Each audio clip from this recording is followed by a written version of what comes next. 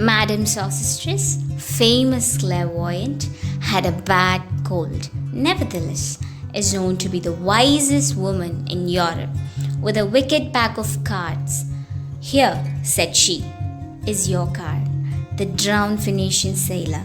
Those are pearls that wear his eyes. Look, here is Belladonna, the lady of the rocks, the lady of situations. Here is a man with 3 staves, and here the wheel, and here is the one-eyed merchant, and this card, which is blank, is something he carries on his back, which I am forbidden to see. I do not find the hangman. Fear death by water. I see crowds of people walking round in a ring. Thank you. If you see dear Mrs. Equaton, tell her I bring the horoscope myself.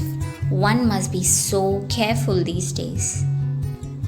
So Sorcestress perceives the future and she claims to have supernatural abilities.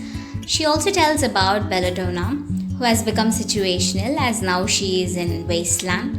The Phoenician sailor refers to the drowning in The Tempest by Shakespeare, and fear death by water shows how slaves earlier were thrown overboard if they were suffering from diseases. So it may also refer to purification by water, which this monotonous life of the people living in Wasteland are unwilling to accept. Unreal city, under the brown fog of a winter dawn, a crowd flowed over London Bridge. So many. I had not thought death had undone so many. Sighs, short and infrequent, were exhaled, and each man fixed his eyes before his feet, flowed up the hill and down King William Street, to where St. Mary Woolnoth kept the hours, with a dead sound on the final stroke of 9. So here the unreal city he mentions is London, and there are certain landmarks mentioned in these lines like London Bridge, King William Street, St. Mary Woolnoth. So the final stroke of 9 is said to be the dead sound, referring to the effect of industrial revolution and the exploitation of labor classes at that time. The crowd seemed to return to their houses after the monotonous day, that is, after their work. That is a kind of emptiness which follows them. Their mechanical walking and sighs depict the meaningless of the life at that period. There I saw one I knew and stopped him, crying, "Stetson, you who were with me in the ships at Miley?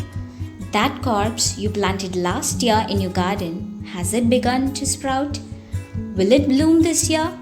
Or has a sudden frost disturbed its bed? Oh, keep the dog far hence, that's friend to men. Or with his nails he'll dig it up again. You, hypocrite lector, more semblable, more fair." The speaker recognizes someone in the crowd and identifies him to be Stetson, who was with him in the ships at Mylae. That is, the Battle of Mylae was between the Romans and the Carthage, and it alludes to the horrors of the First World War, where lives of human beings were so easily rooted out. And the last line belongs to Charles Baudelaire. It reads as, "You hypocrite reader, my fellow man, my brother." This shows that the speaker is no exception to this hypocrisy, and there is collective guiltiness in this statement.